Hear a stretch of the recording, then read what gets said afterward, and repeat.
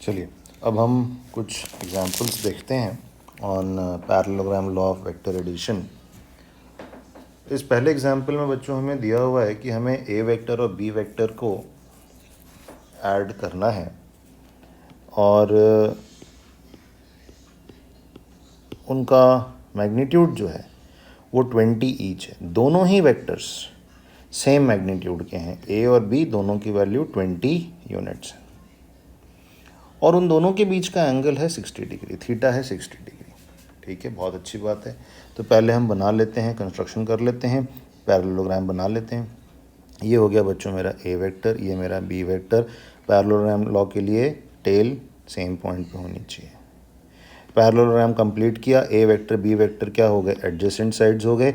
उन दोनों के बीच से जो डायगोनल पास होगा वो होगा उन दोनों का एडिशन वेक्टर या उनका रिजल्टेंट वेक्टर। उसकी टेल भी वहीं होनी चाहिए जहाँ उन दोनों वेक्टर्स की है।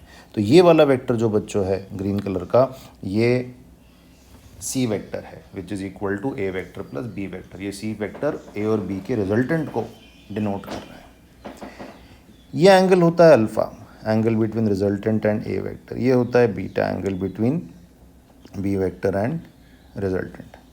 चलिए फॉर्मूला लगाते हैं। तो रिजल्टेंट वेक्टर के मैग्नीट्यूड का ये फॉर्मूला था, रूट ए square plus B square plus 2ab cos theta. ए की वैल्यू 20 है, बी की 20 है, थीटा की 60 है। सब्सटीट्यूट कर दिया, कॉस 60 1/2 होता है, वो पुट कर दिया, सॉल्व कर लिया और हमारा सी वेक्टर का मैग्नीट्यूड, रिजल्टेंट वेक्टर का मैग्नीट्यूड आ गया 20√3 यूनिट। कहने का मतलब है कि ये जो डायगोनल होगा इसकी लंबाई 20√3 यूनिट होगी। पॉज करके लिख लीजिए।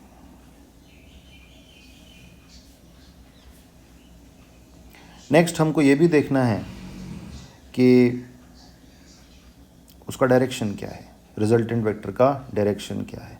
अब इसको मैं फार्मूला से भी कर सकता हूँ और थोड़ा सा डायरेक्ट कॉन्सेप्चुअल वे में भी कर सकता हूँ। बच्चों आपको याद है मैंने क्या बताया था कि जो ये रिजल्टेंट होता है ये ए और बी में से जो बड़ा वेक्टर है उसके साथ छोटा एंगल बनाता है। मगर यहाँ तो ए वेक्टर और बी वेक्टर दोनों का स्ट्रेंथ, दोनों का मैग्नीट्यूड इक्वल है, दोनों 20 यूनिट मैग्नीट्यूड के हैं। इसका मतलब रिजल्टेंट जो होगा वो ए वेक्टर और बी वेक्टर में कोई पार्शियलिटी, कोई भेदभाव, कोई पक्षपात नहीं करेगा। It has to go along the angle bisector of theta. तो अगर थीटा 60 डिग्री है तो अल्फा और बीटा दोनों कितने हो जाएंगे, 30 डिग्री ईच। सिंपल, ख़त्म। तो बेसिकली ये क्या बन रहा है, एक रोम्बस बन रहा है। बट चलो फिर भी अगर फॉर्मूला प्रैक्टिस करने की इच्छा हो रही है तो लगा देते हैं, tan alpha equal to B sine theta upon A plus B cos theta. याद है मैंने क्या कहा था, रिजल्टेंट वेक्टर ए वेक्टर के साथ अल्फ़ा एंगल बना रहा है तो ए नीचे अकेला हो जाएगा, ऊपर नीचे साइन थीटा कॉस थीटा आएंगे और उनके साथ दूसरा वेक्टर जो है बी वेक्टर, उसका मैग्नीट्यूड आएगा। बस यहाँ वैल्यूज़ पुट कर दीजिए सारी। ए बी दोनों 20 हैं, थीटा 60 है, साइन 60 √3/2 होता है, कॉस 60 1/2 होता है। सिंप्लीफाई कर लिया, tan अल्फ़ा आ गया 1/√3। इसका मतलब अल्फ़ा कितना हो गया, 30 डिग्री। सिमिलरली बीटा भी 30 डिग्री हो गया। That's all. तो क्वेश्चन इज डन। पॉज करके आप ये वाला भी लिख सकते हैं, इनफैक्ट लिख ही लो, ठीक है, प्रैक्टिस हो जाएगी।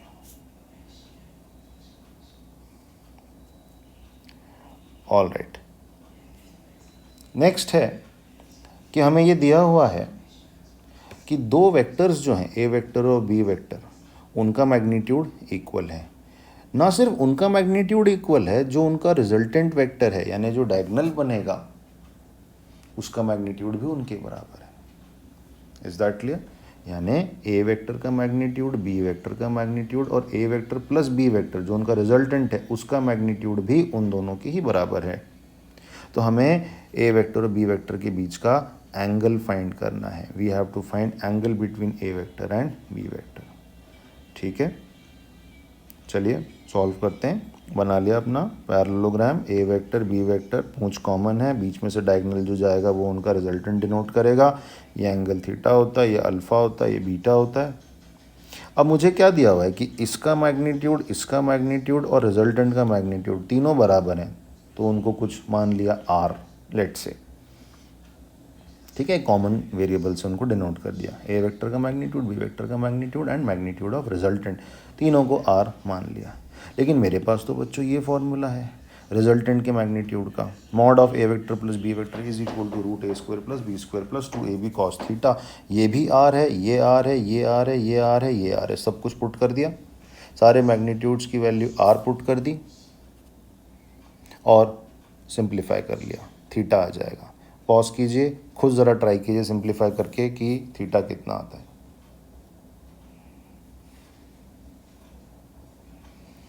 तो यहाँ तक हम आ गए थे। अब जैसे ही मैंने दोनों तरफ स्क्वायर किया, सिंप्लीफाई किया, तो कॉस थीटा आ जाएगा -1/2।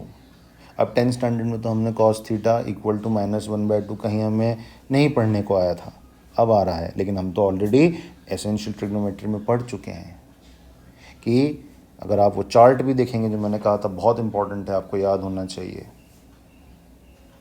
थीटा की कौन सी वैल्यू पे कोसाइन रेशियो -1/2 होता है, 120 डिग्री पे, याद करो। और कैसे निकाला था वो भी मैंने वहाँ पे करवाया हुआ है, भूल गए हो तो उसको रेफ़र करो, अपनी कॉपी में देखो। So cos theta equal to -1/2 होता है जब थीटा कितना होता है, 120 डिग्री होता है।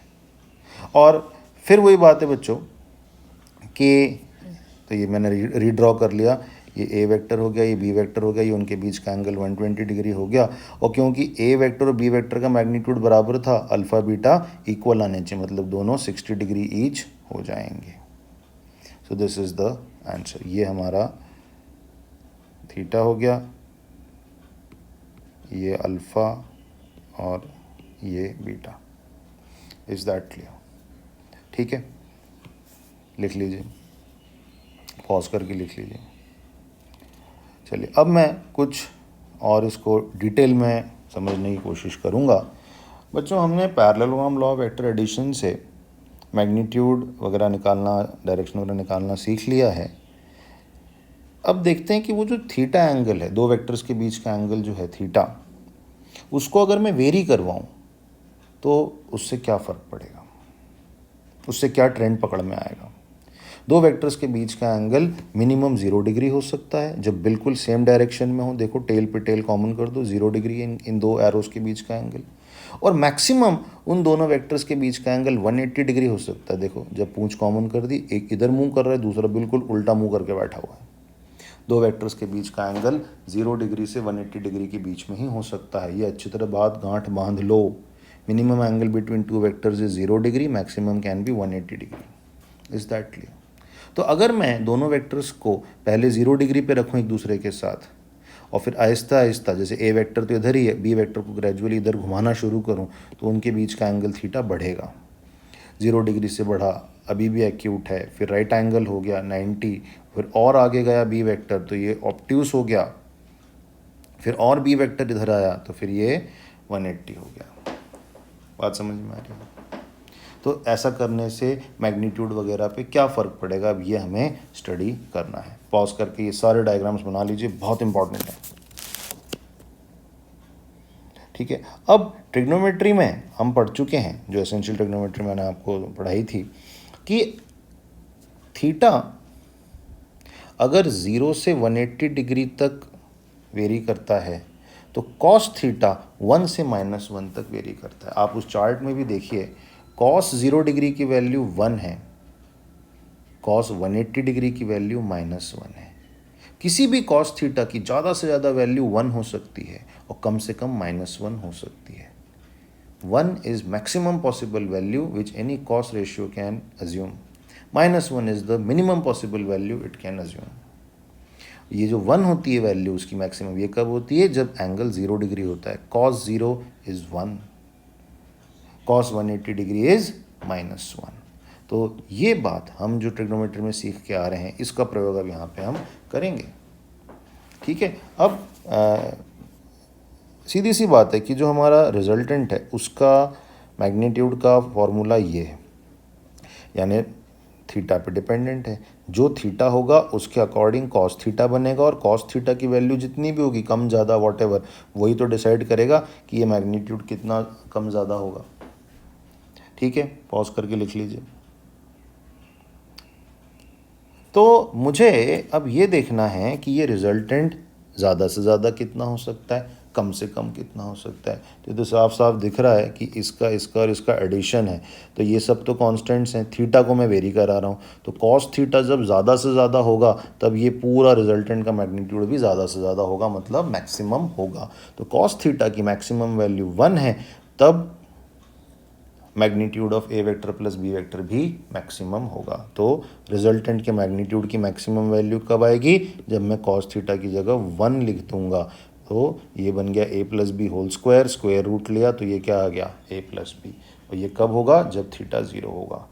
तो गांठ बांध लीजिए बात बच्चों, दो वेक्टर्स का रिजल्टेंट मैक्सिमम मैग्नीट्यूड जनरेट करेगा जब वे दोनों वेक्टर्स सेम डायरेक्शन में होंगे, जब उनके बीच का एंगल 0 डिग्री होगा। और वो जो मैक्सिमम मैग्नीट्यूड बनेगा वो ए प्लस बी यानी उनके इंडिविजुअल मैग्नीट्यूड्स के सम के बराबर होगा। ठीक है, दो वेक्टर्स ऐड होके मैक्सिमम मैग्नीट्यूड जो जनरेट कर सकते हैं वो कितना हो सकता है? उनके इंडिविजुअल मैग्नीट्यूड्स का सम। और ये कब होगा? जब वे दोनों वेक्टर्स सेम डायरेक्शन में पॉइंट करेंगे, उनके बीच का एंगल 0 होगा।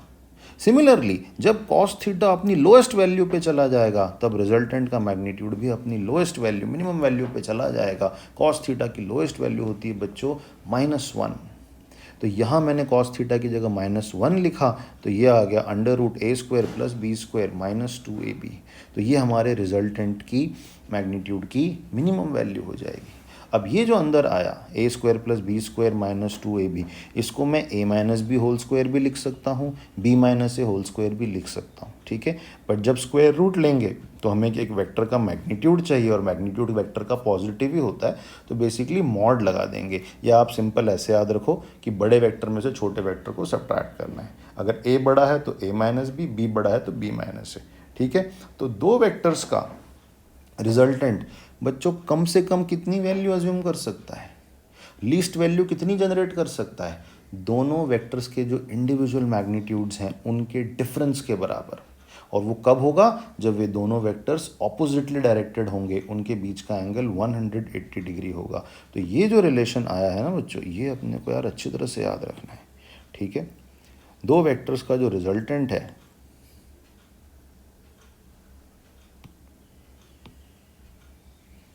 Mod of A vector plus B vector, इसकी ज़्यादा से ज़्यादा वैल्यू इतनी हो सकती है इंडिविजुअल मैग्नीट्यूड्स का सम, और मिनिमम क्या हो सकती है? इंडिविजुअल मैग्नीट्यूड्स का डिफरेंस। इसके बीच में वो हो सकता है, इससे ज़्यादा नहीं जा सकता। फॉर एग्जांपल अगर मैं बात करूं कि दो वेक्टर्स हैं, एक का मैग्नीट्यूड है 10, दूसरे का है 5, तो वो मिलके मैक्सिमम कितना जनरेट कर सकते हैं? रिजल्टेंट 15 यूनिट्स का, 10 + 5, जब वे दोनों एक दूसरे के पैरेलल ऐड होंगे। और मिनिमम कितना मैग्नीट्यूड जनरेट कर सकते हैं? 10 - 5 = 5, जब वे दोनों अपोजिट डायरेक्टेड होंगे। यानी वो दोनों वेक्टर्स किसी जनरल एंगल पे भी अगर ऐड हो जाते हैं तो उनका जो मैग्नीट्यूड जनरेट होगा वो 5 और 15 के बीच में ही होगा। 5 से कम नहीं हो सकता, 15 को एक्सीड नहीं कर सकता। बात समझ में आ गई है? तो अब मैंने इसी के ऊपर कुछ स्पेशल केसेस बनाए हैं, आप पॉज करके लिख लीजिए पूरा। ठीक है, जो इम्पोर्टेंट एंगल्स हैं उनके लिए मैंने बनाया है 0 डिग्री, यानी दोनों वेक्टर्स जिनका मैं रिजल्टेंट लेना चाहता हूँ वे दोनों एक दूसरे के पैरेलल हैं। ठीक है, तो सिंपल, ये सबसे सिंपलेस्ट केस है। तो a vector plus B vector, इस वेक्टर का और इस वेक्टर का जो रिजल्टेंट होगा वो डायरेक्शन में किसके तरफ होगा? इन्हीं की तरफ होगा। भाई जब दोनों वेक्टर इधर लग रहे हैं तो उनका रिजल्टेंट भी इधर ही होगा। और जो इस रिजल्टेंट वेक्टर का मैग्नीट्यूड होगा, जैसा कि हमने पीछे देखा, उसका मैग्नीट्यूड सिंपली इंडिविजुअल मैग्नीट्यूड्स के सम के बराबर होगा। अगर दोनों एक दूसरे से अपोजिट लग रहे हैं, ए वेक्टर इधर लग रहा है, बी वेक्टर इधर लग रहा है, एंगल उनके बीच का 180 डिग्री हो गया, इस केस में सबसे मिनिमम मैग्नीट्यूड बनता है। कितना बनता है? इंडिविजुअल मैग्नीट्यूड्स का डिफरेंस। ठीक है, और उस रिजल्टेंट वेक्टर की डायरेक्शन किधर होगी? डायरेक्शन ऑब्वियसली बड़े वेक्टर की दादागिरी चलेगी, उसी को फॉलो करेगा वो।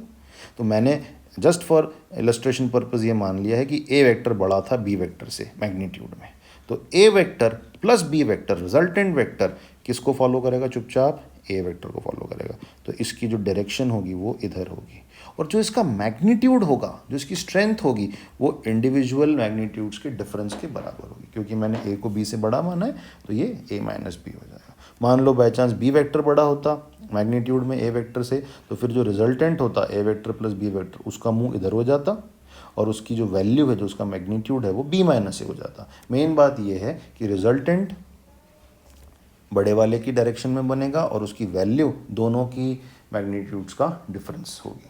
ठीक है, तो जब 180 डिग्री पे जब होते हैं वेक्टर्स तब ये बात बनती है। जब 0 डिग्री पे सेम डायरेक्शन में तो कोई सवाल ही नहीं पैदा होता, सिंपली मैग्नीट्यूड ऐड कर देना है और डायरेक्शन उन दोनों की ही पकड़ लेनी है। ये सबसे आसान दो केस हो गए। फिर एक और इम्पॉर्टेंट केस अपना आ जाता है 90 डिग्री वाला, 90 डिग्री। ये हमारा ए वेक्टर हो गया, ये हमारा बी वेक्टर हो गया, इनके बीच में एंगल 90 डिग्री हो गया, ये पैरेललोग्राम बन गया। तो अभी पैरेललोग्राम स्पेशल टाइप का बना, रेक्टेंगल, इजंट इट। तो थीटा जो है वो 90 है, ये वाला एंगल। ये अल्फा हो गया, ये बीटा हो गया, और ये जो बीच में से डायगोनल जा रहा है यही होता है रिजल्टेंट। ये ए वेक्टर प्लस बी वेक्टर है, तो इसकी लंबाई तो बच्चों बहुत आराम से तुम निकाल सकते हो। निकाल सकते हो कि नहीं निकाल सकते हो? कैसे? पाइथागोरस लगा दो, ये राइट ट्रायंगल बन रहा है, तो हाइपोटेन्यूज की वैल्यू निकालनी मुझे, वो क्या होती है? Under root base square plus altitude square. तो ये जो बेस है इसकी लंबाई कितनी है? जो ए वेक्टर का मैग्नीट्यूड है, और इसकी ये हाइट कितनी है? रेक्टेंगल में ये साइड इसके बराबर ही होगी, तो ये बी वेक्टर का मैग्नीट्यूड है, तो ये भी बी होगा, तो अंडर रूट ए स्क्वायर प्लस बी स्क्वायर। तो जब दो वेक्टर्स 90 डिग्री पे ऐड होते हैं तब रिजल्टेंट जो होता है वो बीच में से तो जाएगा ही, उसका जो मैग्नीट्यूड होगा वो स्क्वायर रूट ए स्क्वायर प्लस बी स्क्वायर होगा। बिल्कुल बाय हार्ट होना चाहिए, ठीक है। अच्छा, अब मेरे को ये भी पता लगाना है कि वो एंगल्स मतलब उसकी डायरेक्शन क्या होंगी। जैसे इस केस में रिजल्टेंट दोनों के अलॉन्ग है, इस केस में बड़े वाले के अलॉन्ग है, इस केस में किधर होगा? अल्फ़ा और बीटा निकालना है। सिंपल यार, ये राइट ट्रायंगल बन रहा है, ये देखो, इसमें तुम टैन अल्फ़ा लिख लो। टैन अल्फ़ा क्या होगा? अपोजिट साइड, या जिसको ऑल्टीट्यूड कहते हैं, अपॉन बेस। तो tan alpha equal to opposite side upon base. तो ये अपोजिट साइड कितनी है? बी। इसकी लंबाई, इसकी लेंथ कितनी है? जो बी वेक्टर का मैग्नीट्यूड है, बी। और बेस की लंबाई कितनी है? जो ए वेक्टर का मैग्नीट्यूड है। सो इस राइट ट्रायंगल में आप देखो tan alpha equal to B by A. Simple, इसको कुछ याद करना ही नहीं, सिंपल ट्रिग्नोमेट्री लगानी है बेसिक और उससे आ जाएगा। सिमिलरली टैन बीटा देख लो, वो कितना आ जाएगा? A by B. कैसा आ गया? ये एंगल बीटा है, ये वाला राइट ट्रायंगल देख लो, tan beta opposite side upon base. अब ये बेस हो गया बी लेंथ का, और ये जो ऑल्टीट्यूड है अपोजिट साइड ये हो गई ए लेंथ की, तो उससे आपका टैन बीटा आ जाएगा a by b. Is that clear? तो ये जो भैया 3 केस है ना, ये एकदम अच्छी तरह से तुम्हारे दिमाग में बैठ जानी चाहिए। पॉज करके लिख लो, ठीक है।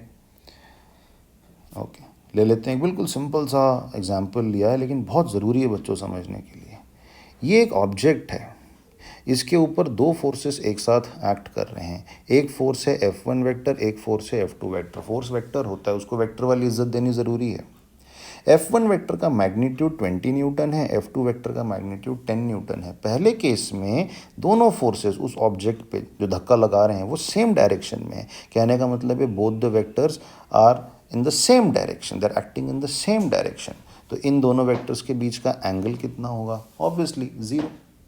तो हमें नेट फोर्स निकालना है, यानी वो ऑब्जेक्ट नेट कितना महसूस करेगा। अरे भैया, वेक्टर एडिशन का सारा पर्पज़ ही ये है कि एक साथ दो वेक्टर एक्ट कर जाएं, तो उनका कंबाइंड इफेक्ट वेक्टर जो है वो क्या है, उसका मैग्नीट्यूड क्या है, उसकी डायरेक्शन क्या है, सारी जद्दोजहद उसी डायरेक्शन में चल रही है। तो ये हमारा वो सिंपलेस्ट केस हो गया ना, जो ये पीछे देखा, दो वेक्टर्स एक्टिंग सेम डायरेक्शन। तो पहली बात तो जो उनका रिजल्टेंट है यानी F1 vector plus F2 vector, वो किधर एक्ट करेगा?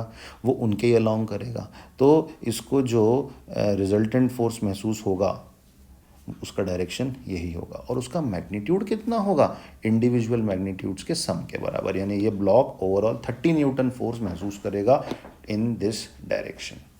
Is that clear? ठीक है। दूसरे केस में क्या हुआ? वो दोनों फोर्सेस एक्ट कर रहे हैं बट उनकी direction opposite to each other है। ये एंगल उनके बीच का 180 है, ये देखो।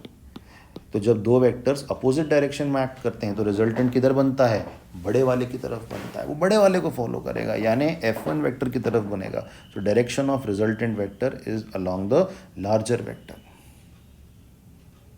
उसका मैग्नीट्यूड कितना होगा? इंडिविजुअल मैग्नीट्यूड्स के डिफरेंस के बराबर, इंडिविजुअल वेक्टर्स के मैग्नीट्यूड के डिफरेंस के बराबर, यानी 20 माइनस 10, 10 न्यूटन। मतलब ये ऑब्जेक्ट कुल मिला के 10 न्यूटन फोर्स फील करेगा, टोटल इफेक्ट जो उसका होगा, और किस डायरेक्शन में? इस डायरेक्शन में फील करेगा। तो ये आपका सेकेंड पार्ट हो गया। पॉज करके लिख लीजिए। और तीसरा पार्ट बच्चों मैंने लिया है, यहाँ पे आप देखिए कि ये दोनों वेक्टर्स के बीच का एंगल 90 डिग्री है। एक फोर्स ऑब्जेक्ट को इधर खींचना चाह रहा है, दूसरा इधर खींचना चाह रहा है, तो वो नेट कितना महसूस करेगा, overall combined cumulative joint effect वो कितना फील करेगा। ठीक है, तो अभी हमने देखा था ये एक वेक्टर हो गया, ये दूसरा वेक्टर हो गया, फोर्स वेक्टर होता है, मुझे रिजल्टेंट वेक्टर निकालना है, यानी इन दोनों वेक्टर्स का वेक्टर सम निकालना है, रिजल्टेंट निकालना है। ये हमने पैरेललोग्राम कंप्लीट कर दिया, क्योंकि दोनों वेक्टर्स 90 डिग्री पर हैं तो ऑब्वियसली वो पैरेललोग्राम रेक्टेंगल के जैसा नज़र आएगा। और ये जो डायगोनल होगा बीच में से जो जाएगा उसी टेल से, याद है कि नहीं, ये उनके रिजल्टेंट को शो करेगा। तो ये हाइपोटेन्यूस मुझे निकालना है, हाइपोटेन्यूस हो जाएगा under root this side square plus this side square. ये साइड किसको डिनोट कर रही है, जो ये वाला वेक्टर है उसके मैग्नीट्यूड को, मतलब 10, और ये F1 वेक्टर के मैग्नीट्यूड को मतलब 20। तो यहाँ से रिजल्टेंट फोर्स का मैग्नीट्यूड आ गया। Is that clear? 10√5 न्यूटन वो टोटल फील करेगा, लेकिन सिर्फ फील नहीं, किस तरफ फील करेगा ये भी तो बताना पड़ेगा। तो ये दो वेक्टर्स हैं, कॉमन टेल से बने हैं, ये पैरेललोग्राम है, तो बीच में से डायगोनल जा रहा है, तो मुझे इस डायगोनल की डायरेक्शन भी निकालनी है। तो कैसे निकालोगे डायरेक्शन, ये एंगल पता कर लो, सिंपल। तो ये जो राइट ट्रायंगल बना इसमें tan थीटा लिखो, tan थीटा क्या होगा, अपोजिट साइड अपॉन बेस। तो ये अपोजिट साइड की वैल्यू कितनी है, ये 10 है, और ये बेस कितना है, ये 20 का है। तो tan थीटा इक्वल टू 10/20। ये देखो राइट ट्रायंगल बना लो, ये 10 हो गया, ये आपका 20 हो गया, सो tan theta is 10/20 opposite side upon base. ठीक है, तो tan थीटा आ गया 1/2। अब बच्चों एक बात ध्यान रखो कि tan थीटा 1/2 आया है, हमें कोई ऐसी थीटा की वैल्यू याद नहीं है जिसका tan रेशियो 1/2 होता है, तो आप इसी स्टेप पे छोड़ सकते हो। आप ये कह सकते हो कि भैया थीटा कोई स्टैंडर्ड एंगल नहीं है, मुझे नहीं पता वो एग्जैक्टली कौन सा एंगल होता है, 30, 40, 60 डिग्री कितना होता है जिससे कि tan थीटा 1/2 हो जाए, तो हम उसको ऐसे ही छोड़ सकते हैं। उसको लिखने का एक और तरीका होता है थोड़ा सा स्टाइल से, tan थीटा इक्वल टू 1/2, तो थीटा को हम tan इनवर्स 1/2 लिख सकते हैं। इसको कैसे प्रोनाउंस किया जाता है, theta equal to tan inverse 1/2। ये जो इन्वर्स मैं बोल रहा हूँ ना, ये दिखने में -1 पावर लग रही है, बट ये पावर नहीं है, ये एक्सपोनेंट नहीं है, समझ में आ रहा है। ये tan हाफ का होल पावर -1 नहीं है, it is just a way of writing the angle. ठीक है, इसका क्या मतलब होता है, tan theta equal to 1/2, so theta could be written as tan inverse 1/2। इसका मतलब ये है इस इक्वेशन का कि थीटा एक ऐसा एंगल है जिसका अगर tan लिया जाए तो आंसर कितना आएगा, 1/2। बाकी फिर मैं आगे की वीडियोस में ये इन्वर्स नोटेशन को और भी क्लियर कर दूंगा, इसमें बिल्कुल कंफ्यूज नहीं होना है। फिलहाल आप ये समझ लीजिए कि ये -1 मतलब कि पावर नहीं है, it is inverse trigonometric ratio. ठीक है, इसका मतलब बस ये है theta equal to tan inverse 1/2, यानी थीटा एंगल है जिसका tan रेशियो अगर लिया जाता तो कितना आता, 1/2। ये मतलब है, आप चाहो तो यहाँ भी आंसर छोड़ सकते हो। Is that clear? समझ में आ गई सबको बात? तो इससे मुझे वो जो रिजल्टेंट वेक्टर है वो दोनों के बीच में से किस डायरेक्शन में जाएगा उसका आइडिया लग जाएगा। So it will make angle theta with F1 vector such that tan theta equal to 1/2। Pause करके लिख लीजिए।